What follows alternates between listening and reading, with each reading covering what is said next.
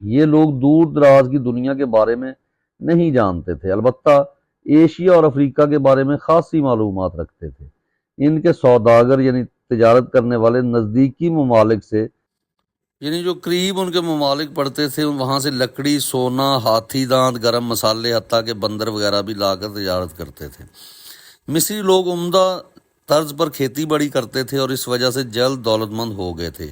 یہ اپنے دیوتاؤں کے لیے اعلیٰ درجے کی خوبصورت عبادت گاہیں تعمیر کرتے تھے۔ ان کے پاس فوج، بحری جہاز اور اعلیٰ نظام موجود تھا۔ ان کے ماہر فلکیات ستاروں کا علم جانتے تھے۔ ماہر کاریگر سونے چاندی سے بہترین زیورات تیار کرتے تھے۔ اس دور میں مصر پر حکومت کرنے والے بادشاہوں کو فرعون کہا جاتا تھا۔